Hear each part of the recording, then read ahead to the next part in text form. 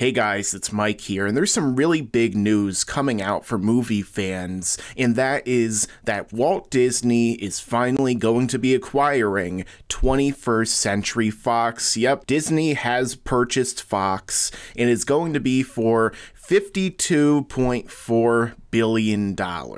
And really, this is a huge deal for movie fans, and it really is a big deal that, Disney is finally purchasing all these massive assets from 21st Century Fox and Fox in general from Rupert Murdoch.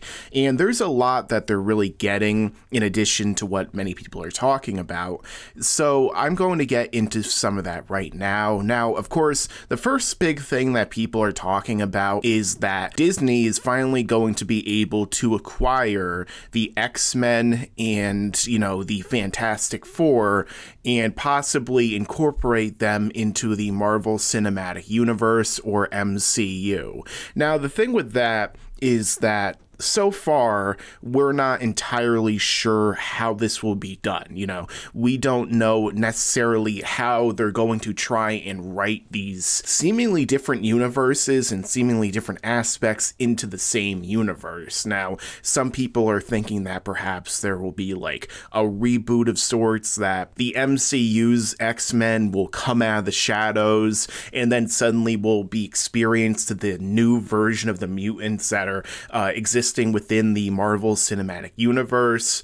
And then, there are some people like myself who feel that maybe they should go about a little bit differently from that, especially because of how iconic the X-Men are. But in terms of the Fantastic Four property, for example, that's another really interesting one, but I feel like that's going to have a lot less, boundaries and a lot less problem when it comes to incorporating it into the MCU because, the Fantastic Four movies thus far haven't really been the most iconic.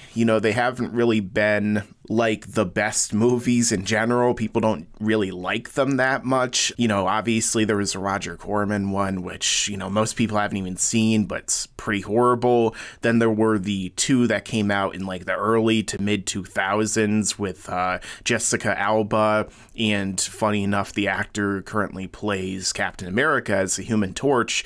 And it's just really funny that, they're just regarded as so bad nowadays, because when they came out, a lot of people did seem to enjoy them, and I guess I enjoyed them for like the humor and just because I enjoyed a lot of their background characters. I really like Doctor Doom. I really like the Silver Surfer and Galactus and the whole power cosmic of the MCU, which they got to explore in the second movie, but really they're disposable, especially the newest one with Michael B. Jordan and Kate Mara, which everyone pretty much admits was horrible. And the only reason that movie even got made and it didn't just go back to the MCU is because of Right Stuff, because for so long Fox was really trying to keep some of these rights just to kind of spite Marvel, it seemed like, and just to spite Disney, because they are rival companies. But then again, maybe it was a really long-term kind of business move that they were trying to wait and just finally get Disney to just buy them out, which they seem to be very open to, considering it's happening. And I feel like they could easily reboot the Fantastic Four and incorporate them into the MCU, and nobody would really have that much of an issue. As to when this is going to happen,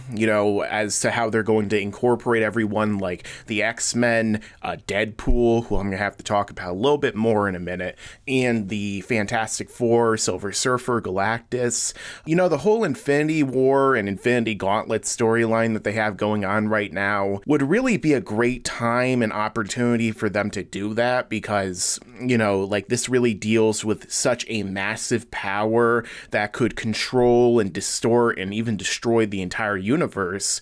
So possibly this could lead to people from out in the universe like the Fantastic Four or the Galactus or Silver Surfer coming in and joining the Avengers in the Guardians of the Galaxy, and trying to stop Thanos. But of course then there's the possibility that, you know, it might be too soon for this next upcoming Avengers movie, or even the one after that. So they might have to think about like phase 4 or whatever the next phase is after this endgame with Thanos, seemingly, because we know that the MCU is almost certainly going to keep going on. I think they have like 20 movies announced even after Infinity War, so this stuff is still going. I don't see why it wouldn't, especially since they've just established new superheroes like Spider-Man, so, you know, they could always like shift to the new generation.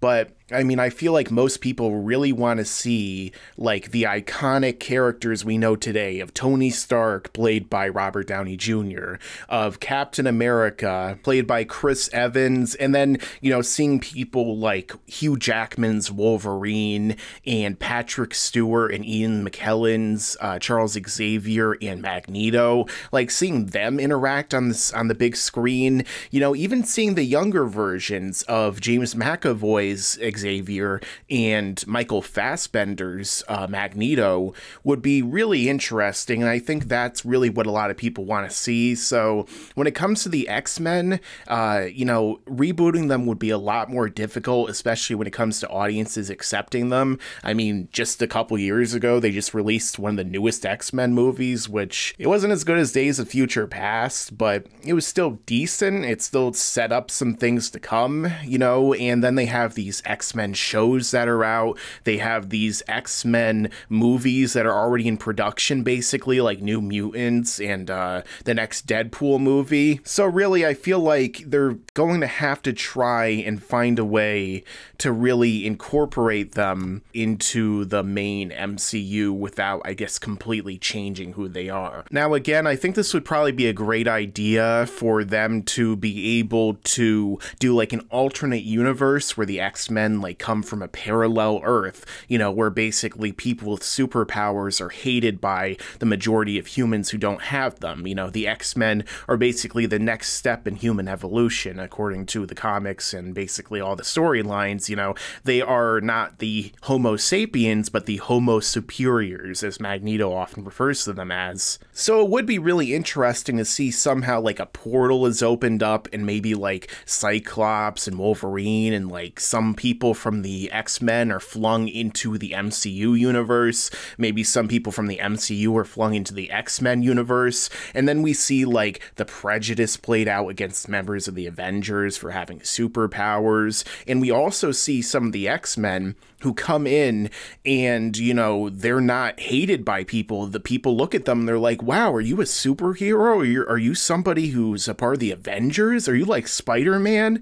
And they might even get some praise, you know? So it might be like a really interesting kind of subversion of their own expectations about the world, as well as a juxtaposition of these two different universes. But again, maybe when one is in the X-Men universe or one is in the MCU, something bad happens, which sets up basically what I assume many people want to see as the X-Men versus the Avengers. I think that would be pretty awesome, and that's something I would definitely want to see, you know, going all the way back to as a kid, seeing some of this stuff like in the comics. Let's see this happen in real life now. We can definitely do it. We have all the characters. Let's just see it happen on the big screen, and let's see it with the iconic actors that everyone comes to see, because you put Hugh Jackman and you put Patrick Stewart and Ian McKellen, or you put Michael Fassbender and McAvoy in the same movie with the Avengers actors, that's going to be a big deal. But also, Deadpool is another one a lot of people are concerned about, especially the sequel, because a lot of people are pretty much feeling like Disney is not going to go for the hard R-rated movies, which, you know, I don't really know if that's the most necessary criticism here or it's really the most realistic, because, you know, people are like, well, it's Disney, they make family movies, everything's going to automatically be PG-13. But the thing is that Disney is buying a lot more than just like comic book movies. You know, they're buying a lot of like not only more adult themed franchises and properties, but they're also buying things that have mostly been R-rated. Like they're buying Predator, they're buying the Aliens. I guess they're going to also get stuff such as The Simpsons, you know, and possibly Family Guy and other things that are under the Fox banner, which, you know, they're not really the most kid-friendly or least offensive. And I don't think Disney's going to go in there and just censor everything or change everything to automatically be kid-friendly and Mickey Mouse. You know, they're not going to do that, because I feel like, you know, Bob Iger and the people who are running Disney right now, they really know probably the markets. They really understand at this point, you know, how the market will react to their different decisions. And the bigger they become as a company, the more scrutiny they're going to be under, you know. So are they really going to go out of their way to completely cut out the R-rated market and then only appeal to like PG-13 and teenagers and kids and, you know, families? I really don't think so, you know, like that's one of the reasons why Deadpool was so successful in the first place, because it appealed to that long neglected rated R, you know, adult audience that really, you know, we used to have all these R-rated movies, and nowadays we don't really have those, you know. Well, with the exception of movies like John Wick and the Has Fallen series and, you know, like Quentin Tarantino movies. And speaking of Quentin Tarantino, Disney does own Miramax, which has produced Quentin Tarantino movies, Kevin Smith movies, you know, some real R-rated stuff. So I feel like this is still going to be something they're going to do. I don't think that they're really necessarily going to just go in there and destroy all of the adult stuff that's in these R-rated properties.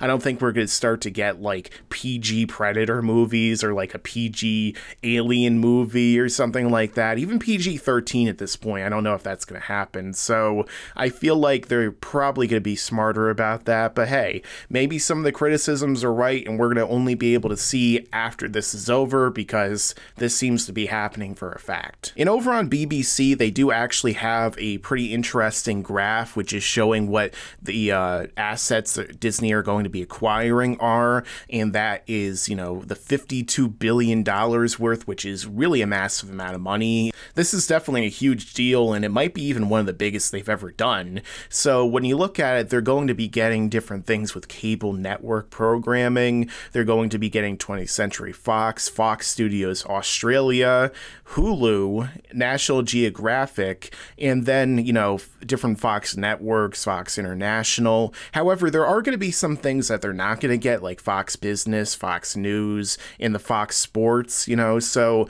that's going to be going into its own separate company, I believe. That is going to be, you know, its own spin-off thing that they're doing. And here's the Disney media empire, which, you know, it's growing. They have so much. They have the Muppets, they have some YouTube stuff like Maker Studios, you know, they have Marvel, they have Star Wars, they have Viceland, apparently. That's interesting. They have Hulu, ESPN, you know, A&E, ABC, Disneyland, of course, and then DreamWorks, you know, for distribution, Lucasfilm, Pixar. You know, Disney really has racked up a insane amount of things that are really, you know, pretty great for the most part. You know, there's a lot of people who are getting concerned about monopoly issues, but really, as long as Disney doesn't completely own everything and these other studios have the chance to compete, you know, film is really hard to create an actual monopoly in, because anyone nowadays can really just pick up their phone and make a movie.